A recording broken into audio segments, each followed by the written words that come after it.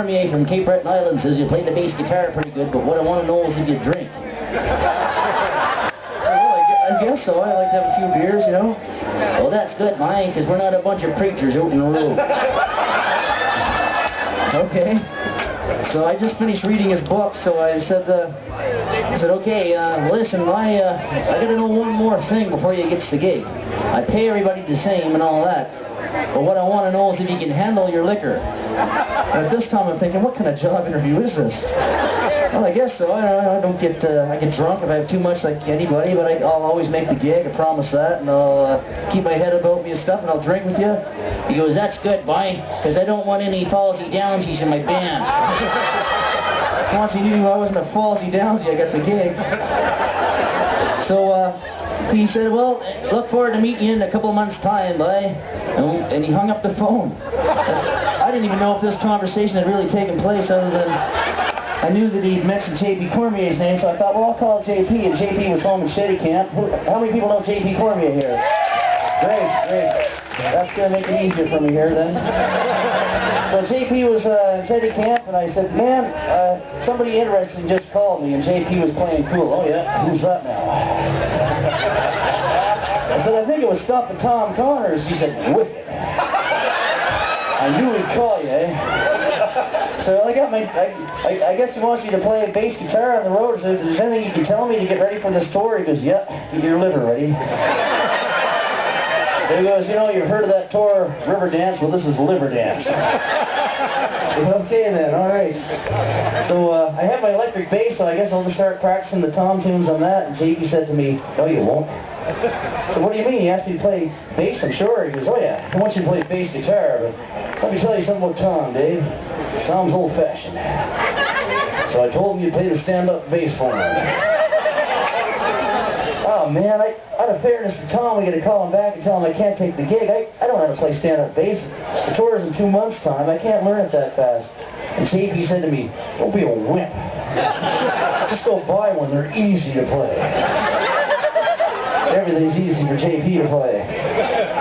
Anyway, he talked me into doing it. He goes, listen, I wouldn't have recommended you for the job. I didn't think you could do it. So just go down and buy a bass, and I don't want to hear any more about it. So I went down to Halifax and I bought a bass guitar. And on my way back home, I pulled into a truck stop and I turned around to pay for gas there. I turned around behind me and said, oh, 6 Stompin Tom CDs. You can always find Stompin Tom CDs at truck stops right next to Boxcar Willie and Merle Haggard's Greatest Hits. And I had 6 CDs at home already, but I bought these 6 other ones to add to my collection. I think every one of them has Bud the Spud on it as well. So with my new Stompin Tom collection and my new stand-up bass, I went straight to the Picto liquor store. I figured I better start rehearsing right away after that job interview and all. So that's what I did for 2 months. I drank as many beers as I could drink, played the stand-up bass, and drank the Stompin Tom music. All the neighbors thought I was losing my mind. So the first night I met Stompin Tom, he said to me, he goes, listen, boy, he goes, we're going to have some fun out here. I said, oh yeah, that's great. I was getting pretty drunk the first night playing Scrabble, spelling all these swear words on the board. I said, man, we're going to get a chance to rehearse before the show tomorrow night. He goes, what are you talking about? Rehearse? Why don't you grab a beer or something? You don't got to worry about making mistakes on my show, because I'll be making more than you. That was all he said. And then he said to me, he goes, listen, another thing I want to add to you is that I know you're a singer-songwriter. Singer-songwriter. Come on. Singer-songwriters are a dime a dozen. Everybody's a singer-songwriter. You need to have a gimmick or something, buddy, to make yourself stand out, or everybody will just forget about you. I mean, look at me, for example. I knew I couldn't sing. And I knew I couldn't play the guitar that good either. So one night I started stomping on plywood and I sold 1 million records. Pretty hard to argue with that. Anyway, I quite like his singing and his guitar playing. And we'll do a little tribute to him here.